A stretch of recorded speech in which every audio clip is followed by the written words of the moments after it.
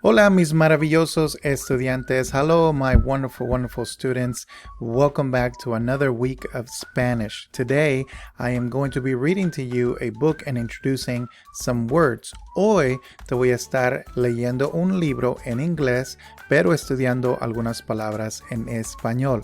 Now, the book that we're going to be looking at today, it's called Lucas and his loco beans, a bilingual tale of the Mexican jumping beans. So this is what the book looks like. Whoops.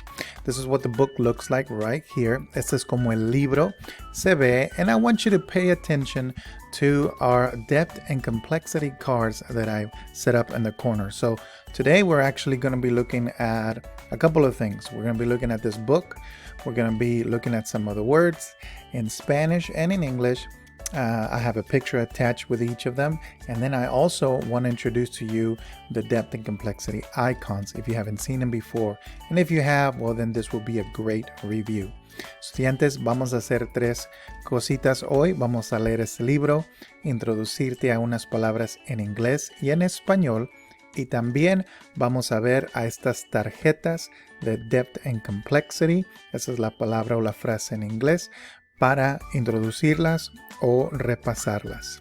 So let's talk about these Depth and Complexity cards. So the first one that I have is called the Big Idea. Idea central. O the big word, generalización. Remember that when you are reading in Spanish, you simply pronounce each syllable. Generalización. Can you try that? Generalización. I know it's a tough one, but what this simply means is that what is the overall idea of the story? What's the big idea? ¿Qué es la idea central? So what I tell my students is this triangle up in the top, it's the big idea. And these here, what do you think they're called? Yeah, they're the supporting details. La idea central y los detalles que apoyan o que sostienen esta idea central. So when you see this card, we're talking about the big picture. So for example, maybe you are talking about a trip that you went over the summer. So what would be the big picture? What would be the overall theme? Probably the city or probably the place that you went to go visit. If you're looking at a story, think about what gets repeated constantly or what supports that idea, what supports your big idea. If you find the support, then you're probably right. But if you don't find any of the support, then you might want to rethink. ¿Qué es la idea central? El tema en que estamos hablando. Si tú tienes cómo apoyarlo, perfecto. Pero si no, a lo mejor es algo diferente. The next card is the details or detalles. Can you say that with me? Detalles. Ready? Detalles. And just looking at the details, that's why the icon is a flower. Because when you take time to just look at a flower, you look at the color, its petals, etc. So when you see this icon, details, detalles. And then the last one we're going to look at today is the language of the discipline. And we have a little ellipse here to remind you that it is the words that we use. You know, in my class, I always tell students that I want them to become experts. So today we're going to be looking at some Spanish words that I want you to become an expert to and also use them when you have a chance. Idioma de la disciplina. Idioma de la disciplina. Again, we just break down those words. Idioma de la disciplina. And when you see this icon, then we're simply looking at the words. Estamos mirando las palabras. Queremos ser expertos cuando estamos hablando acerca de un tema. So think about it. A doctor uses a certain language of the discipline compared to a coach, right? Think about the difference. Un doctor y un entrenador usan su propio lenguaje. A doctor may use the word scalpel or x-ray, and a coach uses the word, run or foul or dribble. So they're different in their language, but they become experts because they know exactly what they're talking about. So, speaking of language, let's get started.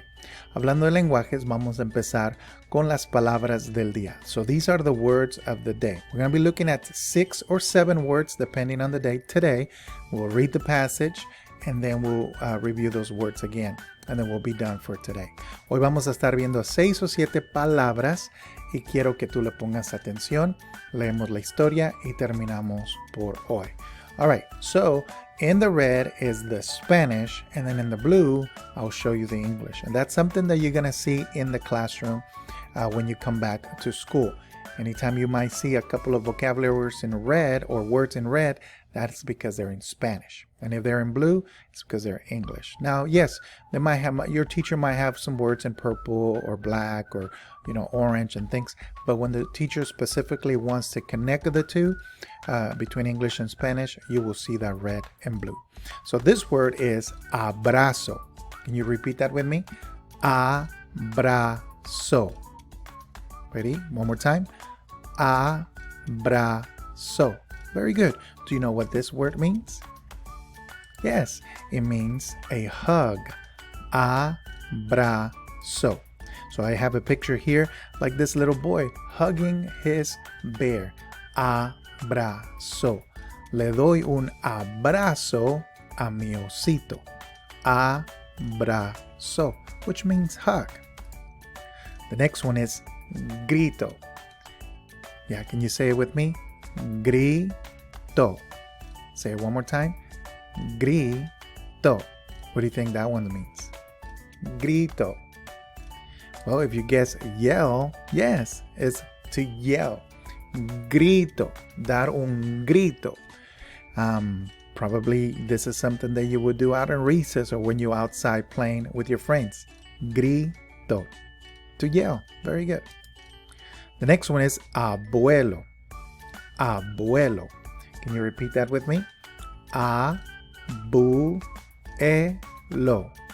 Abuelo. One more time. Abuelo. A lot of you probably know this one. What does this one mean? Yes, it means grandfather or grandpa or granddad.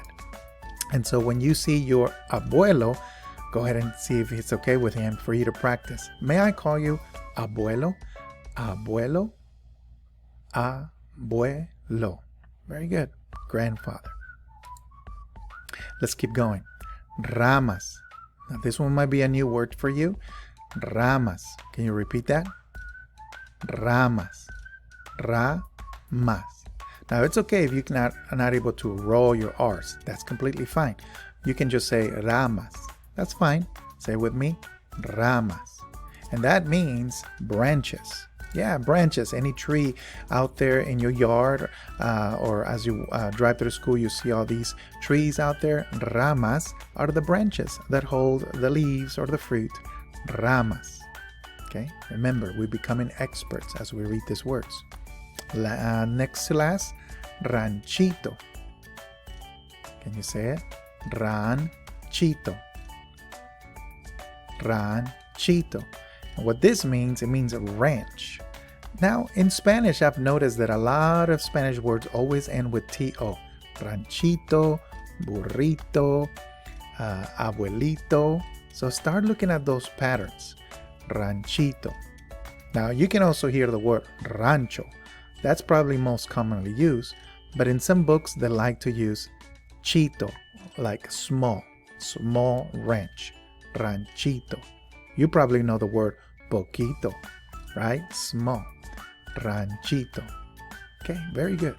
And which is just a ranch, right? A ranch. Here in Alvin area, there are a lot of ranches around. Hay muchos ranchitos. And the last one, verano. We just finished this season. Verano. Say it with me. Verano. Verano. One more time. Verano. Very good. Which means summer. We're about to enter into the fall season here in just a couple of days. But verano is mostly where you go to the beach, you see the sun Get some sunscreen out there. Verano. All right, so now let's go into the first 2 pages of this story and let's see if we can find these words within our story. Lucas and his loco beans, a bilingual tale of the Mexican jumping beans. Abuelo, abuelo. What was abuelo? Grandfather. Yeah, it's good. Abuelo, abuelo. I yelled as I ran. What was the word yell? Grito. Very good. I hugged him. What was the word in Spanish for hug? Abrazo. Oh, you did notice it down here, didn't you? Yes, abrazo. I hugged him and held him. Grabbed a hold of his hand. I wonder, what kind of details do you notice? Could it be that he probably misses him, or maybe he hadn't seen him in a long time? So I'm pretty sure you already noticed the 3 words in this story themselves. Abuelo, grito, and abrazo. Yeah, those are embedded right through the story. And just as a reminder, abrazo meant hug. Very good. Yeah, it's to hug somebody. And I wonder if he hadn't seen his abuelo in a very long time. Grito? Yeah, to yell. Very good. Yeah, I hear you. Some of you are gritando. Some of you are yelling the answer. And abuelo? Yes, grandfather. Very good. Grandfather. That's our granddad. All right. Then it says, abuelo, I yelled as I ran. I hugged him and held him, grabbed hold of his hand.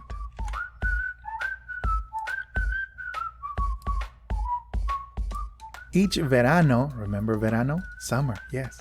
I visit abuelo's small ranch. Ranchito. We fish and we swim when given a chance. Early morning, we walked a long ways over the rocks and through the ramas and trekked through the maze. Do you notice the words? Ramas, verano, and also the word ranchito. Let's review them real quick. Ramas was, yes, branches. Remember that, ramas. Yeah, the branches around your yard.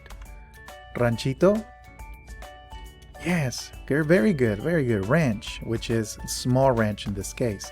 And he hadn't seen him, but it says that each verano, which is the next word. What was verano? Summer. Very good. Yeah. Are you making that connection too? Yeah, because we usually travel when it comes to the summers and we go see family members. So we met this young man. We don't know his name just yet, but we know that he hadn't seen his grandfather in a while. But now in the verano, he went to go visit him. That's why he hugged him, an abrazo, a strong abrazo, right? And they went to go visit him in the ranchito. So here's the word again. Each verano I visit mi abuelo in a small ranch.